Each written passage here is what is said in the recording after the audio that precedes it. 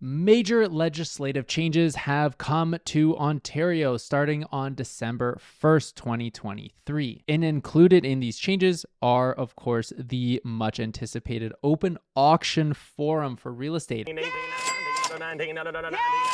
How is this going to change selling and buying for consumers in Ontario? Let's get into it.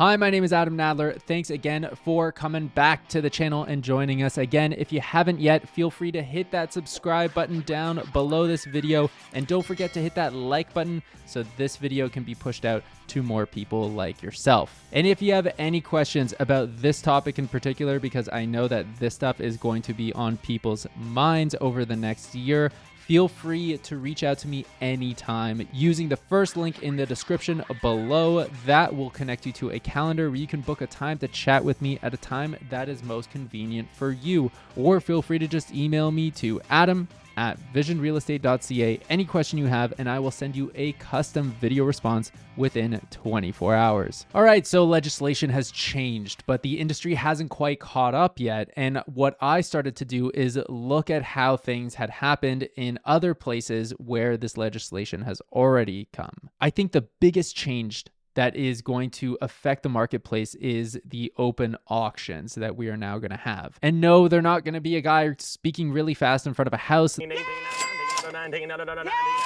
It's going to be more of an online tech platform thing that's going to create a little bit less friction and a little bit more transparency. But what I wanted to do today is get into it with you so you can understand exactly what platforms are coming to Toronto and Ontario now and what effects that they will have realistically when it comes to buying a house. So let's take a look at an online platform that's being used all along the East Coast right now in the United States called Final Offer. This is an online auction platform that is being used for real estate, and it's just kind of eBayifying the whole process. Now, I know in particular that a couple of really big brokerages in Toronto have already signed on with this platform, and it's just a matter of time until they're onboarded. So I'd say expect to see this kind of platform being used in real estate in Toronto over the next few months. All right, so let's get into it. What is Final Offer saying on their website as how this whole shebang works? If you go to finaloffer.com and click on the How It Works button, it explains everything in great detail.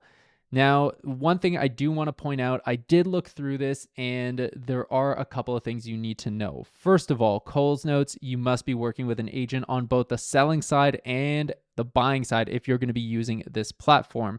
There are a few reasons for this, but number one, mainly it's so that we can pre-qualify people. I do think that this is particularly a good thing to make sure that we don't have a bunch of buyers out there who are running around and just hitting buttons, making offers on places if they're not actually being vetted, pre-qualified, and that kind of thing. So that's actually going to keep sellers safe, knowing that when something actually sells, that it's actually sold to a qualified buyer who's already been through the process and has that offer ratified properly, as well as buyers knowing that they're not making bids and being bid up by other people who are not actually qualified to buy the house. There is no longer just a listing price. There can be 3 different potential prices. There can be a list price, a seller committed price, and a final offer price. So let's go through these and see exactly what they mean. A list price is the price of the property that is being publicly marketed or advertised on the MLS. So this is just a standard list price that we would see on MLS, no different than what we actually have right now.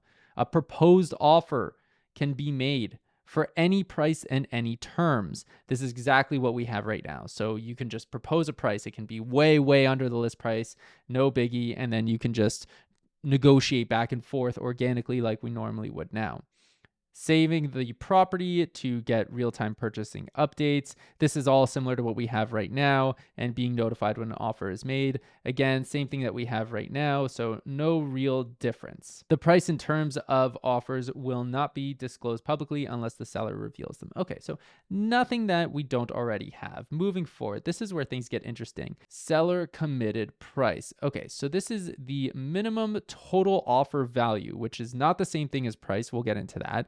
The minimum total offer value that a buyer must meet or exceed in order to make an offer the seller is contractually committed to accept. This also gives us a bit of an opportunity to hold the sellers accountable here and hold their feet to the flames. So this is an actual price that they are contractually committed to accept, and it's not the same thing as the list price. So let's say you have a house, you can list it at $1 million, and you know that, hey, as a seller, I might accept a little less than $1 million, but I want to list it at $1 million. So what you can do is then create a seller committed price at, let's say, $950 or $975.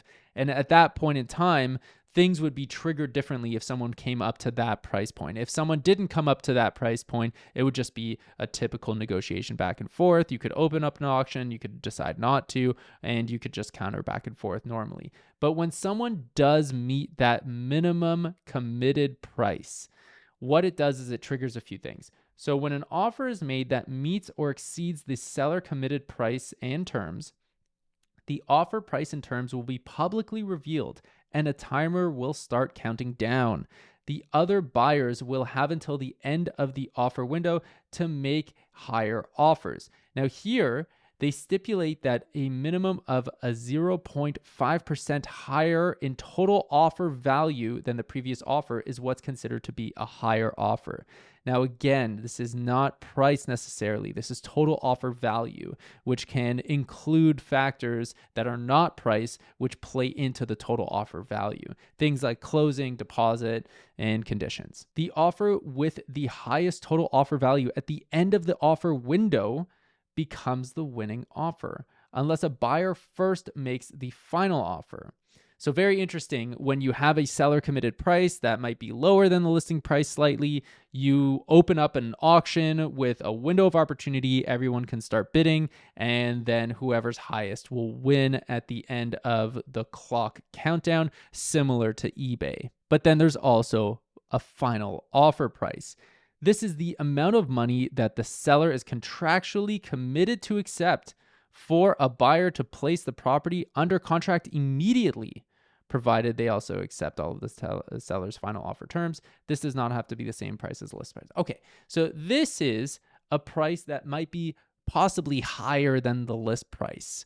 And this will not open an auction. If at any time a buyer hits that button for final offer price, the house is sold immediately, it's done, and they take it off the market. So going back to our example of an $1 million house, let's say you have an $1 million house and you put your seller committed price at $950. So your list price is $1 million, seller committed price is $950. If someone comes to that seller minimum committed price with all your other terms at that minimum committed offer, an auction would open, everyone would get notified, and then you would either have a bidding war that was successful, or you would just end up not having a bidding war and you would have to accept that minimum committed offer price. So really interesting there, holding the sellers accountable. But if at any point in time someone hits that final offer price, the house is sold, there is no auction, and that price can be, let's say, higher than $1 million. It could be $1.1 million. And if someone hits that price, then, they're saying, hey, I'm willing to pay a little bit of a higher price so that I don't have to compete in an open auction with other buyers. Now, when you're buying, this is very interesting. And this part in particular, I really like, because this is what creates a bit of a safety net for both buyers and sellers. If you're a buyer and you want to make an offer on this platform, prior to making an offer, you have to complete an offer registration process. Now, this process includes 3 main points. Number 1, you have to enter the buyer's contact information so they can auto-populate any agreements. And because everyone's just kind of clicking buttons and making offers, it seems like the platform, if you're making an offer, will automatically populate the agreement for you should that agreement become the winning offer. So this is kind of an agreement to an agreement, in a way. And we'll get into that a little bit later as well. The second part of the offer registration is getting a buyer power amount approved by providing an existing pre-approval letter or proof of funds for the seller's agent to approve. I love this. This is great. This actually gives us a bit more comfort in understanding that the buyers who are making offers are financially qualified to do so. And normally, we would just trust that buyers agents were doing their job by, pre-qualifying the people that they're working with.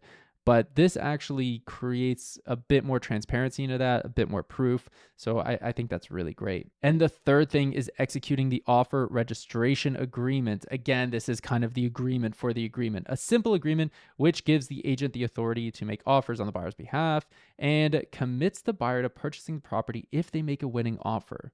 This is really interesting.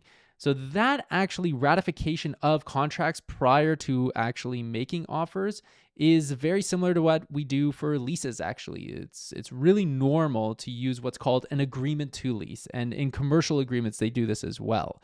So you're not actually writing up a lease agreement when you make an offer for a lease. You write what's called an agreement to lease, and that's where you negotiate all the terms and price. And then once all of that is agreed to, at that point in time, a deposit is taken. And during that process, you then write up the actual lease agreement with all of the terms that have been negotiated on the agreement to lease. So very similar to what we do with leasing, and it is highly effective. Now let's talk about offers.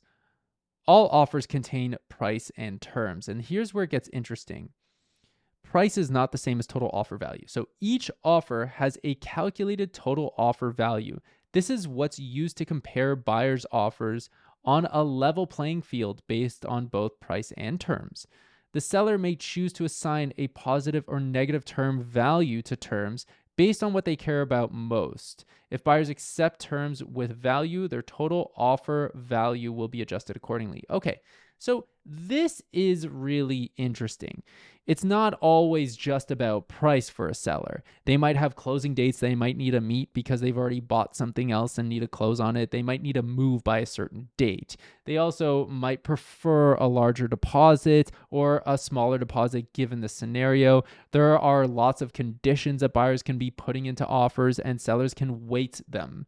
So I actually really like this because it assigns value numerically, it seems, to other things that are not price. And this can weigh into offers. So you can actually increase your total offer value without changing the price that you're offering. And I like that. I think it gives buyers a little bit more flexibility within the platform to get the house that they're looking for without paying more money for it. And that's always been true. That's always been the case when it came to negotiations, but this just provides a lot more transparency for that. And I really like that. Now, proposed offer negotiation, I read through this, just kind of sounds like something that is very standard right now. We just have an organic back and forth until someone accepts or declines entirely. Offer windows are very interesting. The total offer value increases have to be by 0.5%. I'm not sure how I feel about this yet. Again, I don't know how they're actually going to be calculating this 0.5% when it comes to total offer value, because it's not just about price when it comes to increasing by 0.5%. You can increase this 0.5% without increasing price at all. It just depends on how they're calculating it and how the seller has weighted the different terms that they're looking for. So, it's a very interesting, kind of rule set.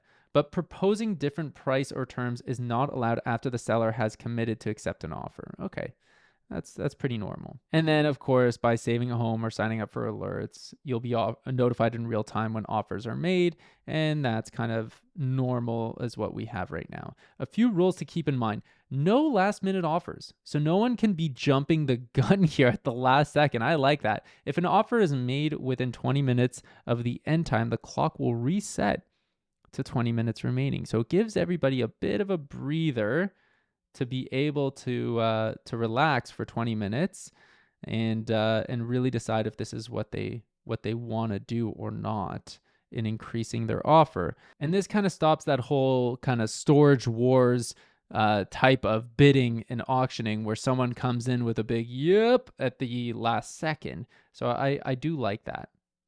Sellers' terms may change. This is interesting. Any interested buyers will be alerted in real time if the seller's terms change during the offer window and must accept the new terms to make a higher offer from that point. If the terms are changed within 20 minutes of the end time, the clock will reset to 20 minutes and the terms can't be changed again until a higher offer is made. Final offer is always in play. The seller's agent has full control to add, remove, or change the final offer price and to change the final offer terms prior to the offer window ending. So this also would, I guess, apply to that 20-minute rule. So if you do change anything like this, I'm assuming that it would reset everything to 20 minutes and notify everyone. So I like that. Now, when it comes to the winning offer, it seems like it's exactly what I thought it would be, which is the program will automatically, based on the agreement to use the platform that everyone signed going into it, will just ratify an offer and have everybody's information, terms, price, signatures filled out immediately once that winning offer is accepted. Or it would create what's an agreement to create an agreement for ratification. I think that this is just something where the agents would do it after the fact, and similar to what we do in leasing, like I mentioned before. But this is probably dependent on how the legislation in the particular areas that this platform is operating in allows it to kind of ratify documents. I'm not sure that we're going to see the final offer platform create offers and accepted offers within the platform for us here in Ontario. But again, that remains to be seen, and maybe it doesn't do that at first, but happens later once the market's a little bit more comfortable with platforms like these. So there you have it. This is something that we're going to be seeing used in our market, and I know that for sure because I already know brokerages, major brokerages, in fact, in the area that have signed on with this platform, and the legislation allows for it. So let me know what you think in the comments below. Do you think that this is going to be a good thing for the market, a bad thing for the market? Do you think that this is going to help with affordability or not? I'd love to hear what your thoughts are. If you have any questions, you know how to reach me. Use the link in the description below. Don't forget to like this video and subscribe to the channel. I will see you next time. And if I don't before the end of the year, happy holidays and happy new year.